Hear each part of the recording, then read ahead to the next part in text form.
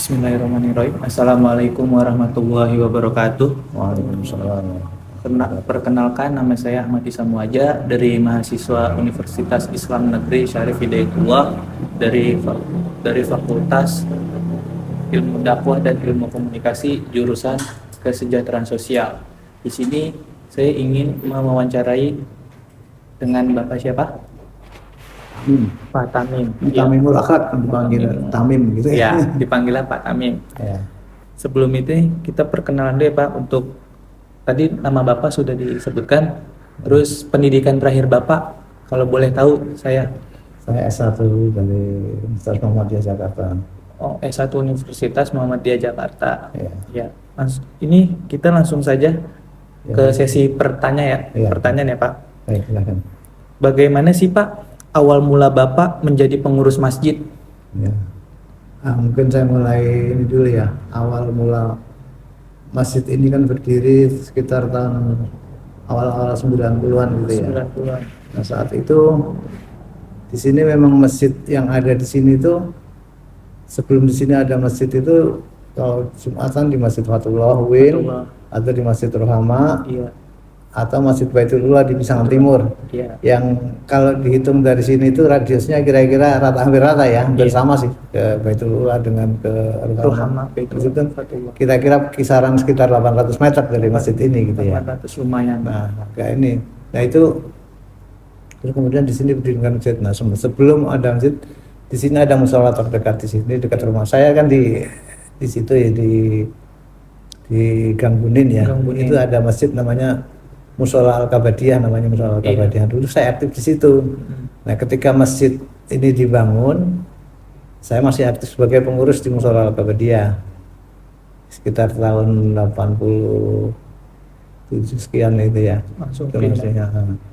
Enggak langsung pindah juga, tapi begitu masjid selesai dibentuk pengurus, saya juga dimasukkan, tapi saya belum, karena di sana masih aktif, di sini saya belum bisa aktif. Belum aktif. Nah, yang membangun masjid ini awalnya ini masjid ini dibangun oleh keluarga. Keluarga. Jadi ini tanahnya juga tanah milik keluarga besar Masih. waktu itu, namanya utamanya Pak keluarga besar Pak Haji Sundaji, pemilik keluarga yang mempunyai ayam panggang gintung, termasuk kolam renang belakang sini ada taman wisata juga Iya, belakang situ. taman Nah, wisata. beliau keluarga besar membuat ini anak-anak yang diperuntukkan untuk masyarakat gitu. Namun saat itu masyarakat juga masih belum tahu, karena di sana juga ada masjid. Kebetulan musola yang di Al-Kabadiyah itu memang lingkungan itunya keluarga semua, yang keluarga yang mewakafkan musola itu, sehingga jamaahnya masih tetap sampai sekarang, bahkan sampai sekarang jamaahnya yang di sekitar musola itu masih ke sana gitu, belum ke sini. Nah, jadi agak lama juga menginikan memberitahukan ke masyarakat luas bahwa masjid ini memang awalnya dibikin oleh keluarga gitu. Terus diwakafkan. Nah, sampai lama itu bahwa masjid ini termasuk masjid keluarga itu melekat sampai lama gitu ya. Baru belakangan setelah ya kira-kira 2 tahun lalu mungkin sudah ada sertifikat wakaf tanahnya sudah dapat, terus kemudian pengelolaannya juga sudah banyak melibatkan Banyak orang luar, karena di luar keluarga ya maksudnya. Iya. Ya masyarakat sekitar sinilah sudah banyak dilibatkan. Ya mulai sedikit-sedikit, meskipun belum seluruhnya, masih ada sebagian orang yang menganggap bahwa ini masjid keluarga itu masih ada gitu. Tapi sebenarnya masjid itu sudah full diserahkan ke ini, ada dengan adanya akte wakaf tanah itu sudah resmi jadi milik masyarakat gitu. Semuanya. Namun keingat kami juga sebagai masyarakat, sebagai pengurus juga tidak ingin meninggalkan sejarah. Iya. Jadi itu ada beberapa keluarga tetap kita masukkan sebagai pengelola masjid, kan sudah dibentuk yayasan juga gitu ya. Nah, ada beberapa orang dari keluarga yang mewakafkan ini dimasukkan sebagai pengurus yayasan dan pengurus masjid gitu ya. Berarti juga lumayan lama juga ya Pak, dari tahun 90-an ya. Nah, kalau mulai aktifnya sendiri, saya sendiri mulai benar-benar aktif itu mulai sekitar 2008 lah. 2008. Nah, Berarti udah 15 tahun kurang lebih ya. Ya. Jadi tahun sampai 9, kira-kira 95 itu masih inilah masih banyak dikelola keluarga itu Masih, sampai tahun 2000 itu juga masih setelah ya ada satu dua dari luar yang sudah ini gitu. setelah diwakafkan. Walaupun saya sendiri juga saat itu sudah masuk secara struktur pengurusan tapi saya belum aktif. Oh, belum aktif, masih mengurusin yang di Musola di Al-Kabadiyah ya. Iya. Setelah lepas dari pengurusan Musola Al-Kabadiyah, baru Bapak di sini aktif. Ya, di sana juga waktu itu juga belum lepas sama sekali. Oh, belum lepas. Cuman Berarti megang dua ya, iya, bentrok. ya Jadi cuman bentrok. karena mungkin nggak semakin usia semakin tua nggak bisa ngurus ini nggak bisa ngurus, untuk lagi nggak bisa tenaganya bagi. terbatas ya. Iya.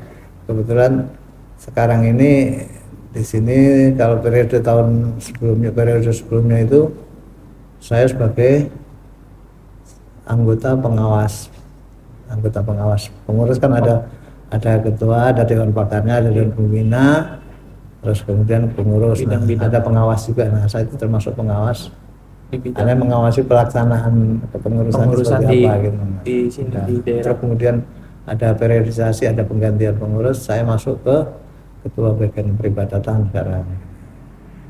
Baik Pak, untuk pertanyaan selanjutnya, sudah berapa lama Bapak menjadi pengurus masjid di Masjid Al-Mughirah ini? Ya, artinya kalau itu tadi saya sebutkan kalau secara formal secara struktural itu sejak awal sudah ada. Sudah ada, tapi Tapi mulai aktif itu setelah 2008. setelah 2008. 2008 itu mulai aktif, tapi kemudian ada kepengurusan baru lagi mulai 2010 masuk lagi. Nah mulai aktif lah sekitar 2010 itu mulai aktif benar gitu ya. Mulai benar-benar Ya. di sini Artinya fokus. 2008 itu masih ya, walaupun masih sudah juga sering kesini tapi iya, masih belum masih seperti bolak-balik sekarang. lah. Ya. Masih bolak-balik. Ya. Oke. Terus apa aja sih Pak tugas dari pengurus masjid itu di Masjid Al-Mughirah? Tugas-tugasnya? Tugas pengurus masjid ini kan ada beberapa bagian ya. Kalau di sini ada itu tadi diantaranya ada pengurus, ada ketua, dewan pembinanya, dewan pengawas, dewan pakar, ada pengawasnya. Nah di bawahnya itu ada pengurusan. Nah pengurusan itu dibagi ada ketuanya atau mungkin sekarang lebih populer dengan istilah ketua umum gitu ya. Nah di bawahnya ada ketua-ketua. Di sini ada ketua bidang itu tuh. Bidang peribadatan, bidang ada umum dan humas, terus sama bidang kerjasama usaha dan sosial. Itu lumayan ada 3 bidang lah ya Pak. 3 bidang itu. Di setiap bidang itu ada ketuanya, dan di bawah ketuanya itu ada anggota-anggotanya. Ya. Lumayan cukup. Jadi tugasnya ya sesuai ada job desk-nya, job description-nya juga ada gitu. Jadi masing-masing punya mengerjakan sesuai tugas yang ada di struktur. Ya. Terus kenapa Bapak memilih sebagai pengurus masjid? Ini maksudnya sebagai pengurus masjid itu apa keinginan ini gitu ya? Iya. Ya sebenarnya memang saya secara pribadi ya ini pribadi saya ya.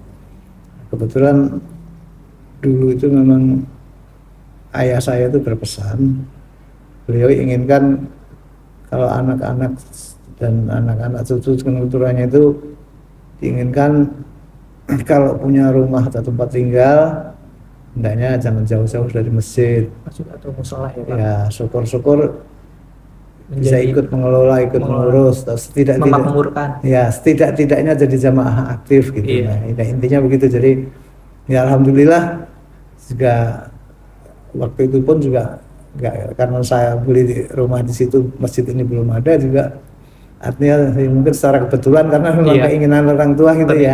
Orang tua. Allah mengabulkan apa permintaan orang tuanya.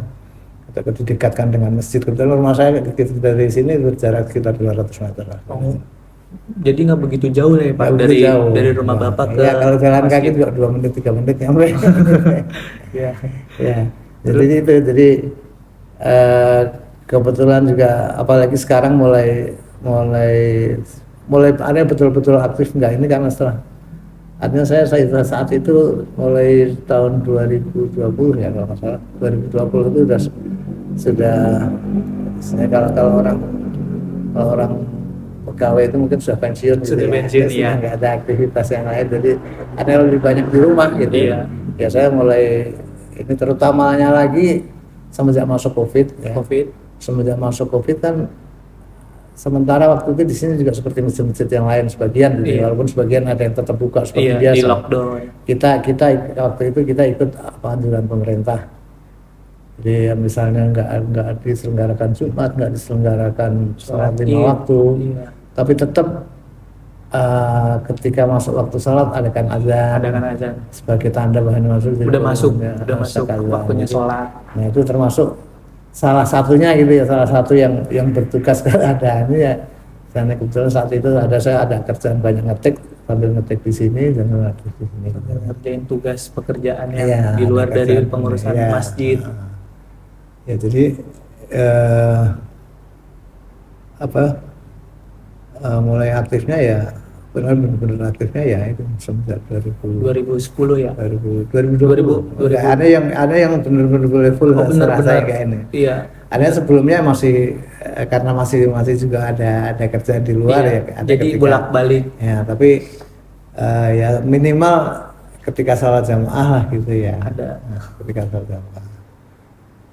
Terus berapa jam sehari sih Bapak mengurus masjid di sini?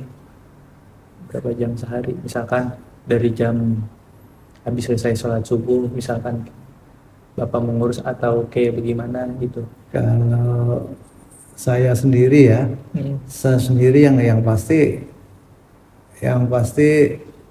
saya 5 sholat waktu itu hampir pasti lah ya, walaupun sekali juga tidak ada di sini.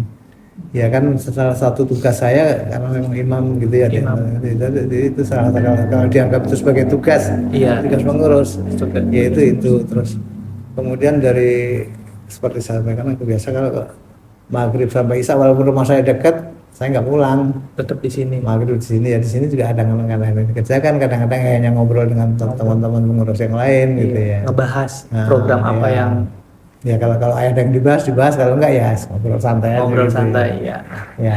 Tapi juga kan sering juga minimal sebulan sekali kita ngadakan rapat pengurus. Dapat mengurus Nah, agenda-agenda ya, apa ada yang mau agenda, ya. dibahas Ya. untuk bulan ini atau Ya, bulan kan depan. ada terus kemudian juga misalnya ada secara insidental kita ngadakan kan kota amal kita ada beberapa kotak gitu, diantaranya ada untuk yang pengembangan masjid, pengembangan itu untuk misalnya ada pengembangan bangunan yang mau dibikin Ya. apa ataupun itu terus Yang ada harus lagi yang untuk kas untuk operasional harian, terus kemudian ada yatim duafa. Nah uang dari yatim duafa itu kalau sudah terkumpul banyak biasanya kita kumpulkan, kita belanjakan apa sembako atau beras buat orang yang buat membutuhkan. masyarakat sekitar sini yang membutuhkan. Terus ada nggak sih Pak instansi atau organisasi yang mengapresiasi pengurus masjid, yang mengapresiasi baik itu organisasi maupun instansi yang mengapresiasi di masjid sebagai di masjid ini Yang maksud apresiasi dalam bentuk apa nih? bentuk apa aja Pak? Apa bentuk kerjasama atau yang ya ada kalau istilahnya sekedar misalnya sumbang saran atau support gitu ya. Iya. Kita kan juga kita ada di bawah, bukan di bawah ini ya, artinya kebetulan baru beberapa bulan yang lalu kita terbentuk di sini di Cirende ini terbentuk Dewan Masjid Indonesia Ranting Cirende. Nah dari masjid kita Nuwirah ini ada 3 orang dimasukkan dalam kepengurusan Dewan Masjid Indonesia Kelurahan Cirende. Secirende berarti ya. Nah, itu Dewan Masjid Indonesia. Jadi kita ada diantaranya tugas masjid itu nanti kerjasamanya diantaranya mungkin nanti karena masjid-masjid di Kelurahan Cirende ini ada sekitar 16 atau 17 gitu. Masjidnya saja di luar musola ya. Di luar musola. Oh, di luar musola. Jadi nanti kan mereka punya khotib-khotib juga. Nah, khotib kita mungkin bisa bisa dilempar, bisa ditukar. Di Nanti samping kita juga ambil khotib-khotib dari luar juga. iya, kayak sholat Jumat ya misalnya. Ya, kalau sholat khotib Jumat itu mungkin khotib kita ada 3 yang kita masukkan daftar di DMI itu, mungkin ditugaskan di masjid mana. Gitu juga kami juga ngambil dari masjid lain juga. Oh, ngambil. Berarti saling kerjasama ya. Itu semasjid diantaranya salah satu fungsi di DMI-nya Iya. bagi masjid-masjid itu juga. ya sambil memberikan masukan-masukan untuk pengembangan masjid seperti apa, bisa juga dari melalui DMI itu. Iya. Terus Pak, apa aja sih kendala yang dialami sebagai pengurus masjid? Ada kendala nggak sebagai pengurus masjid di Masjid Al-Mughirah ini? Ya kendalanya kadang-kadang karena komunikasi Miskomunikasi. dengan pengurus-pengurus yang lain, kadang-kadang kebetulan pengurus yang lain itu masih banyak aktif, yang masih aktif punya kegiatan sehari-hari Kegiatan berkantor lah, sehari-hari. katakan seperti Iya, itu ya. kerja. Itu kadang-kadang kalau kita mengadakan rapat itu untuk membicarakan sesuatu itu kadang-kadang harus milih hari yang memang benar-benar Yang pas. ini udah kita ambil hari libur, ternyata hari libur ini punya agenda sendiri. Iya. Gitu. Nah, itu kadang-kadang itu agak sulit anunya itu. Tapi alhamdulillah seperti itu juga hanya sesekali lah. Hanya gitu ya. sesekali. Tapi Nggak ya, sering lah ya. Nggak sering. Jadi Alhamdulillahnya. andai kan misalnya pengurusnya itu yang sudah katakan mungkin kalau udah tidak ada berumur. pendidikan dari dan jobless seperti saya Iya. gitu ya. Jadi enak Mungkin buat kalau lebih ngadain ini, rapat iya. kegiatan yang Iya. Bahkan ketua DKM sendiri di sini juga masih aktif di tempat lain, dunia gitu. di pekerjaan. Di pekerjaan, karena memang beliau usianya juga masih lumayan. 50 lah sekitar mungkin Oh, gitu ya. masih lumayan agak muda lah Iya. ya. Kalau di Ada bawah umur masih Bapak. energik ya. Iya, masih Ada kuat, cara masih berpikirnya juga dari fisiknya juga masih ini. kuat, masih gagah. Iya. Terus Pak, ada nggak sih Pak hambatan besar dalam melaksanakan tugas sebagai pengurus masjid? Hambatan besarnya mungkin. Sebenarnya kalau hambatan sih insya Allah nggak ada ya. Hanya memang kadang-kadang gini, itu tadi yang di awal-awal saya sebutkan. Kadang-kadang kita nggak melaksanakan mau pengembangan, misalnya kita membangun apa gitu ya. Iya. Kita ingin melibatkan masyarakat Iya. untuk meminta dana berpartisipasi, berkontribusi dalam hal dana misalnya gitu ya. Masih ada satu dua yang merasa itu kan punya keluarga, itu masih ada juga kendala-kendala itu jadi kendala. Jadi itu jadi kendala kadang-kadang untuk ini. Tapi juga ada yang memang harus diakui dari pihak keluarga sampai sekarang kontribusi untuk itu masih cukup besar. Masih, walaupun sudah dilepas ke masyarakat. Iya. Tapi perhatian dari pihak keluarga besar terhadap masjid ini masih besar. Masih mau ngambil andil ya? Iya, masih bukan ngambil dalam arti ini ya, kan biasanya kalau istilah andil kan nanti ada keuntungannya ya. Iya. Artinya ini ini masih banyak mensupport lah gitu ya. Ingin memajukan iya, dan memakmurkan iya, masjid di tempat tinggalnya dia. Iya. Walaupun dari keluarga itu yang tinggal di dekat sini hanya satu keluarga, kan ada sekitar 6 atau 7 ya, 7 anak tuh dari keluarga Pak Sunarji itu. Iya. Yang dekat dengan masjid ini hanya satu. Tapi yang lain yang jauh juga masih ada perhatian juga. Masih ada beberapa anaknya ya, Iya, yang suka ngirim misalkan iya, ketika masjid ada kegiatan atau mau membangun Jadi misalnya puasa kita ngadakan santunan iftar gitu ya, Iya. misalnya iftar itu ya mereka selalu kita kasih tahu, dilibatkan. Benar-benar saya nanggung sekian hari misalnya Iya. gitu ya. Terus ini Pak, berapa sih penghasilan yang Bapak dapat mungkin? Penghasilan. Kalau penghasilan sebenarnya memang ini ya, yang namanya kita boleh dibilang kerja sosial dari awal saya masuk sini itu memang tidak ada motif untuk mendapatkan sifatnya materi gitu, nggak ada. Ya tapi ada alhamdulillah.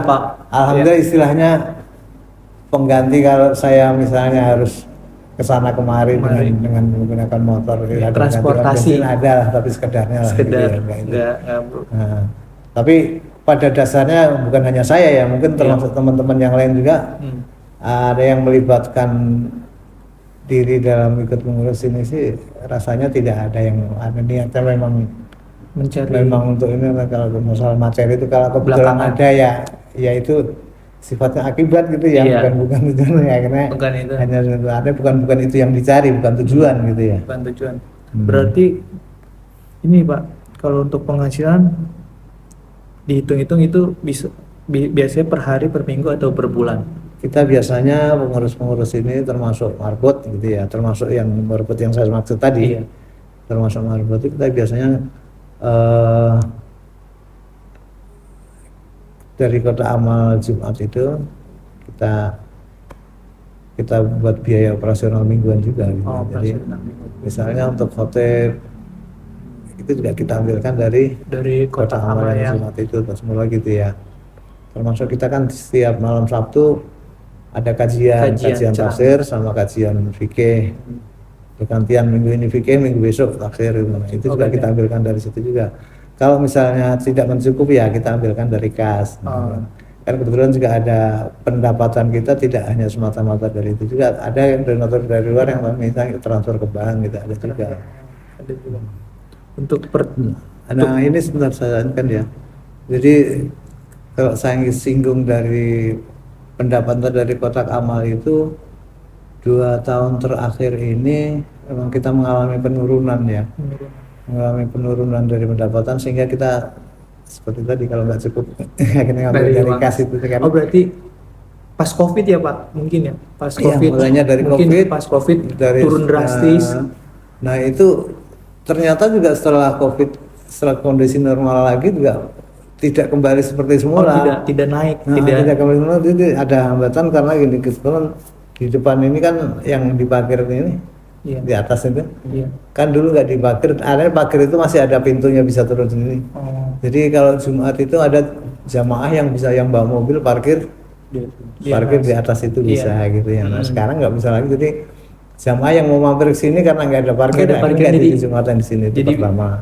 Yang kedua di Fakultas Kedokteran juga 1 tahun terakhir ini kalau nggak salah sudah buka masjid sendiri gitu. Iya. Jadi yang tadinya mahasiswa dan dosen dan karyawan kedokteran juga Jumatannya ke sini. jadi larinya ke Jadi larinya ke situ juga sehingga banyak sedikit ada pengaruhnya ke penghasilan.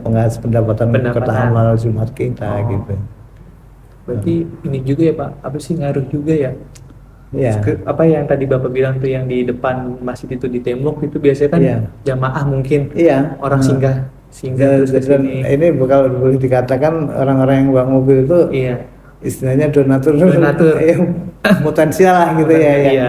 yang mungkin kalau misalnya minimal 20.000 gitu. Iya. Kalau yang enggak ya hanya walaupun nggak ada mobil juga masih ada juga yang isi 100, Iya. yang isi 50 masih ada, tapi kalau dulu banyak yang itu Sebelum dibangun. orang yang bermobil kan ada yang isinya juga sesuai apa yang Lumayan. kemampuan mereka lah Iya. gitu, semua beliau.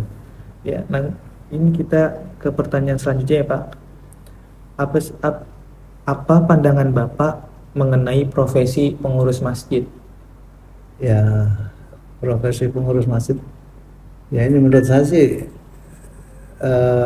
termasuk apa ya istilahnya profesi yang mulia sepanjang artinya beliau ya, yang bersangkutan mengurus masjid itu dengan ikhlas, tidak semata-mata karena materi atau semata tidak Ridho atau kadang-kadang hanya ingin dicari untuk orang lain, masyarakat ya, ya masyarakat, dipandang masyarakat, wah ini bapak ini.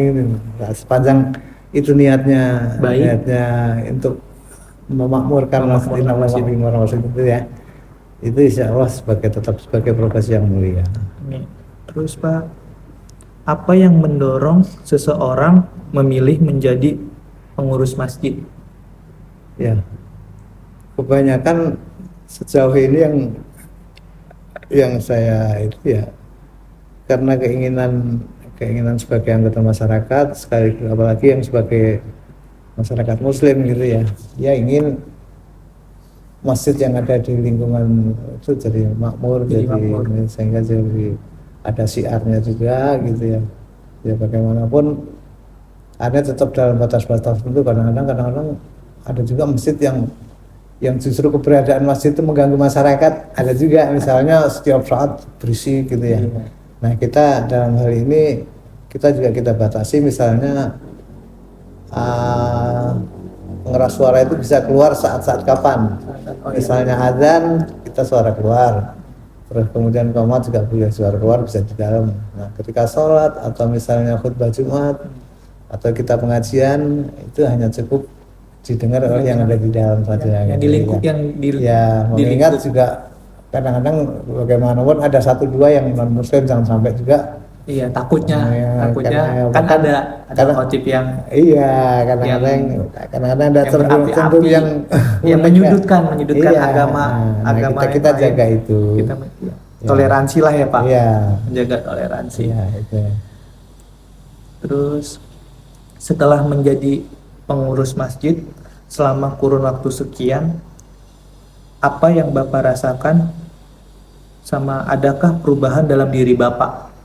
Ya, perasaan lebih lebih ini ya, merasa secara psikologis saya merasa lebih tenang, Lebih lebih adem. tidak kemerungsung, meskipun kadang-kadang ya katakanlah misalnya kalau bahasa ininya ada uang atau nggak ada uang itu misalnya nggak terlalu gelisah-gelisah Benar, amat gitu ya. benar.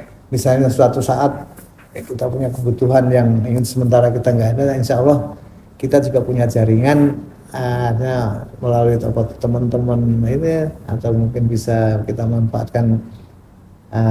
Ada bukan hanya saya, ini mungkin berlaku untuk teman-teman pengurus yang Semuanya. lain juga gitu ya. Misalnya ada kebutuhan, Saling ya bantu. nanti bisa dibantu dengan dana dari masjid misalnya pas Iya. ada gitu, karena memang yang selama ini misalnya ada pengurus yang sakit atau bahkan bukan hanya pengurus, kalau ada jamaah aktif kita yang memang Iya. betul-betul aktif sedang sakit ya kita kasih santunan. Ketika ada kesulitan, Ya, nah, pasti dibantu oleh iya, pengurus iya. masjid. Ya, maupun di antaranya melalui dana yang Dana yang- Bapak tadi, dana Iya, sosial. dana sosial. Ya, Berarti gitu juga lumayan bagus ya Pak. ya, Maupun ketika misalkan pengurus masjidnya ada yang kesulitan, jadi dibantu Iya. dan merangkul jamaah-jamaah aktifnya ketika ada kesulitan atau musibah. Iya. Jadi orang yang pertama itu pengurus masjidnya yang ngebantu. ya semampunya, Semampunya. ya. Tentunya tidak membantu Ya, 100%. tidak ya. bantu 100%. Ya, misalnya bahkan ada yang anak yatim misalnya, dulu ketika ayahnya masih ada aktif jamaah di sini. Nah, sekarang bapaknya nggak ada, dia sekolahnya kesulitan biaya gitu Oh, ya. berarti Nah, ibunya juga ada, kita dengar dari bukan langsung dari ibunya, dengarnya dari orang lain Tetangga menyampaikan atau- kalau itu kesulitannya ya. Alhamdulillah meskipun tidak banyak, ya kita bisa bantu bisa lah. bantu. Kayak biaya sekolahnya setengahnya Ya, mungkin dibantu walaupun- dari pengurus. Walaupun ya, apa istilahnya bapaknya udah nggak ada, tapi Iya. dulu masa hidupnya bapaknya juga aktif di sini gitu ya. Ambil apa sih, memakmurkan juga, Iya. memakmurkan masjidnya. Dengan harapan itu anak juga nantinya Memakmurkan, merasa ada- memiliki juga gitu. Iya, bisa memakmurkan masjid Iya, juga, gitu. mengikuti jejak ayahnya, Iya. orang tuanya. Iya. Baik.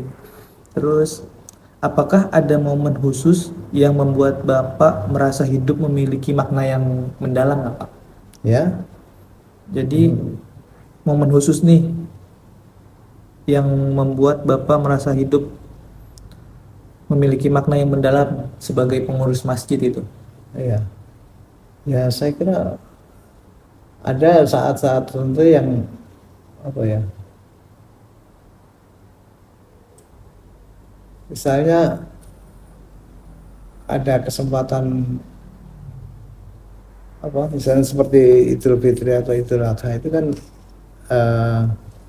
kadang-kadang kita perlu kegiatan ekstra gitu ya. Iya. Nah itu kadang-kadang seolah-olah sementara dari kegiatan makin banyak yang apa pengurus yang aktif hanya itu Hanya saja misalnya. kehitung jari. Nah itu tuh seolah-olah kita merasa hanya kita yang punya seolah-olah Iya. gitu ya. Iya. Padahal kita juga ingin yang lain juga ikut aktif juga, sehingga aktif. kebersamaan itu ini ya. Tapi alhamdulillah sih nggak terlalu banyak juga yang nggak aktif, karena ketika ada kegiatan-kegiatan seperti itu kebanyakan mereka juga bisa turun langsung ikut turun, ya. membantu. Nah, ada kadang-kadang juga ada merasa ya hari-hari seperti kalau hari-hari kerja seperti sekarang misalnya. Iya.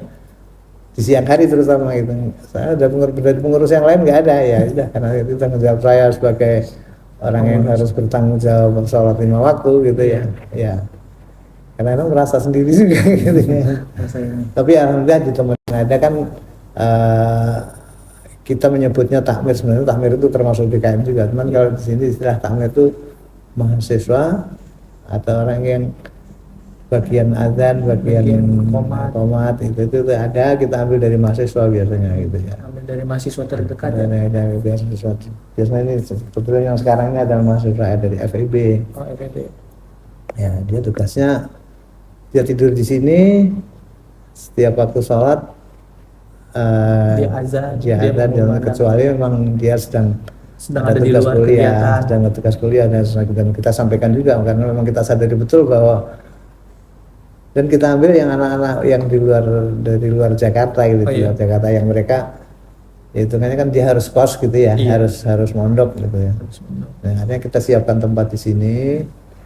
Tapi ya itu tadi mengingat dia dari rumahnya itu niatnya kuliah ya, kalau ada tugas-tugas berkaitan dengan kuliah ya silahkan. Nah, dia bisa meninggalkan tugas itu sepanjang ada pemberitahuan gitu. Yang penting nggak miskomunikasi ketika misalkan. Ada komunikasi tuh, Pak misalnya saya hari ini ada kuliah jam sekian, jadi ya udah terpaksa kadang-kadang kalau nggak ada orang lain, azan ya kadang-kadang saya sendiri azan juga nanti yang imam juga rasul juga gitu kadang-kadang seperti itu.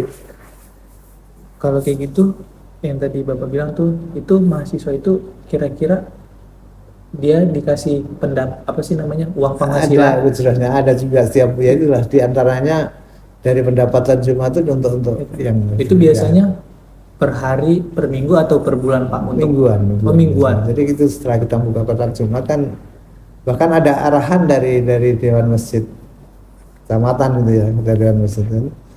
Pokoknya kalau serahkan seluruhnya untuk yang mengurus masjid gitu kan. Bahkan jadi kalau ada kebutuhan-kebutuhan yang lain umumkan kepada masyarakat. Misalnya kita mengadakan pembelian karpet, umumkan kalau setiap Jumat pada jamaah siapa yang mau nyumbang berapa meter gitu. Nah khusus untuk pendapatan yang dari kotak amal itu serahkan semua buat pengurus. Dan ada yang pengurus dan lain-lain yang marbot ya, termasuk yang tamer tadi gitu. Yang tadi saya sampaikan. Tapi kenyataannya meskipun itu sudah dilaksanakan belum bisa memenuhi seperti yang diharapkan juga. Ada belum itu jumlah kendala-kendala yang saya sampaikan tadi. Terus bagaimana sih Pak pengalaman sehari-hari sebagai pengurus masjid memengaruhi pandangan tentang hidup? Ya mungkin tadi sudah ada pertanyaan yang hampir sama tapi jawabannya kira-kira sama gitu ya. Ya itulah menjadikan secara psikologis kita menjadi lebih tenang dalam menghadapi sesuatu gitu ya. Mungkin ada ya mungkin kalau dikatakan dekat dengan Allah terlalu sombong ya. kalau ya yang jelas karena mungkin enggak ini jadi karena membuat kita itu juga ada modal menghadapi sesuatu, insya Allah bisa kita hadapi dengan tenang gitu. Dengan tenang, nyaman ya Pak. Ya itu makanya tadi kan pertanyaan yang hampir sama, tapi insya Allah jawabannya sama saja. Terus apakah kegiatan keagamaan dalam tugas pengurus masjid menjadi membentuk cara pandang Bapak terkait dengan hidup, dengan kehidupan? Saya kira otomatis ya, karena memang mengurus masjid itu memang ada juga yang seperti disebutkan tadi ada unsur-unsur yang sifatnya sosial gitu ya, karena sosial itu sendiri juga berbasis agama juga, sehingga apapun kegiatan yang ada di masjid ya berbasis agama gitu. Berarti dari sosial langsung ke ke agama ya, juga seperti kita melaksanakan santunan itu kan sebenarnya tugas kemanusiaan ya, tugas sosial, tapi itu diperintahkan oleh Al-Quran jadi meskipun sifatnya komunis dia katakanlah seperti sekarang yang lagi rame orang pro kontra bahwa Palestina itu ini perang agama apa perang ini gitu. Kalau kita mengirim ke sana itu karena keagama apa karena kemanusiaan juga, tapi juga karena tugas kemanusiaan itu juga yang diperintahkan Al-Quran gitu ya, karena larinya ke situ, larinya ke agama juga. Tapi kalau dikatakan itu perang agama juga nggak sepenuhnya benar, karena juga di situ banyak misalnya Palestina itu yang di pihak Palestina itu juga banyak yang beragama Kristen, yang non-agama lain juga ada kan ya. Tidak seluruhnya Islam. Sehingga tidak masa ya kalau dia Kristen dia diserang orang, dia bahkan ada Yahudinya misalnya gitu ya. Diserang Yahudi dari sebut perang agama yang di situ juga ada. Betul. Terus adakah nilai-nilai tertentu yang menjadi landasan Bapak dalam bekerja sebagai pengurus masjid? Nilai-nilai tertentu mungkin sebagai pengurus masjid. Ya, nilai yang apa ya? Kalau nilai ya ada itu tadi saya sampaikan bahwa karena kita juga sebagai manusia ya yang harus bersosialisasi gitu ya. Tapi sosialisasi itu kebetulan adanya, kalau saya kebetulan adanya di sekitar saya cuma masjid ya, ini kita manfaatkan bersosialisasi melalui masjid itu. Melalui masjid. Ya. Terus apakah ada tantangan khusus dalam perjalanan mencari makna hidup sebagai pengurus masjid, Pak? Atau penjaga masjid? Insya Allah nggak ada sepanjang kita tadi kita menjadi mengurus masjid itu memang dengan niat tulus ikhlas tanpa pamrih apa-apa, insya Allah sudah nggak akan ada kendala apa-apa. Berarti ridho ya? Iya. Lillahi ta'ala, Iya. karena Allah. Urusan materi. Ikhlas tulus tanpa pamrih gitu ya. Iya, urusan insya Allah nggak ada urusan yang tadi kayak ini finansial mungkin itu urusan nomor 2. Ya, insya Allah. Selebihnya Iya. Bapak niatin. Iya, dengan ada saja gitu ya. Terus pertanyaan terakhir, Pak, bagaimana dukungan orang lain dengan profesi Bapak sekarang? Orang lain itu dalam arti keluarga atau Mungkin keluarga, saudara, tetangga. saya kira kalau keluarga otomatis insya Allah mendukung semua Mendukung. gitu ya. Dan tetangga-tetangga juga merasakan, bahkan merasa ada yang gini juga. Alhamdulillah sekarang Bapak itu jadi kalau ada apa-apa saya bisa jadi dapat perhatian misalnya Iya. gitu ya, karena memang rumahnya dekat gitu ya. Saya bisa melihat kondisi dia seharinya seperti apa, jadi Mungkin saya kemudian diingatkan kalau misalkan tetangga. kalau ada misalnya santunan seperti itu selalu saya tanyakan orang-orang yang sekitar Iya. saya, ini udah masuk belum, ini udah masuk belum. Nah, terus kemudian juga walaupun bukan saya yang menentukan, tapi Iya. itu kebetulan yang kebetulan pas ada saya itu mulai begini. Jadi kalau puasa itu kan kita adakan iftar. Nah itu kita upayakan sedapat mungkin kita pesan nasnya itu ke warung-warung yang sekitar sini. Khususnya yang pemilik warung itu aktif jamaah di sini atau pengurus gitu ya. Nah itu juga ada juga suara, walaupun itu tidak kita inginkan juga. Alhamdulillah sekarang setelah ada Bapak itu kalau ada kayak gini itu pesannya ke warung-warung Warung-warung saya terdekat. kebagian berkahnya. Iya. Itulah seperti itu ya.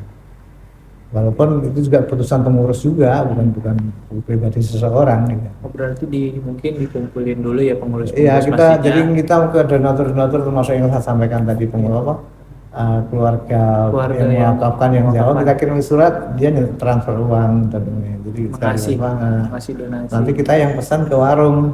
Nah warung itu saya pesan sekian bungkus atau sekian kotak, harganya sekian. 3 hari, nanti 3 hari lagi pindah ke warung lain. Ganti-gantian. Iya, kebetulan ada 4-5 warung lah yang Oh berarti rata lah membagikan rezekinya, bukan di warung tertentu ini. Enggak. Jadi misalkan, kita bagian khususnya gitu ya, khususnya yang pemilik warungnya itu aktif sholat di sini. Gitu. Misalkan kayak minggu pertama, Jumat pertama, misalkan di warung makan. Ya, biasanya selama ini 3 hari.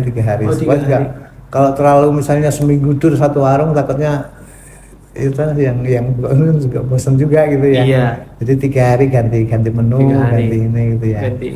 Jadi alhamdulillah juga pemilik warung merasa juga dapat berkahnya kalau puasa itu. Kecipratan lah kalau bahasa ininya. Biasanya sih dua kali putaran gitu ya. Dapat 3 hari, nanti ganti warung lain, nanti setelah yang putaran pertama masuk lagi dia lagi gitu. Jadi 2 putaran biasanya.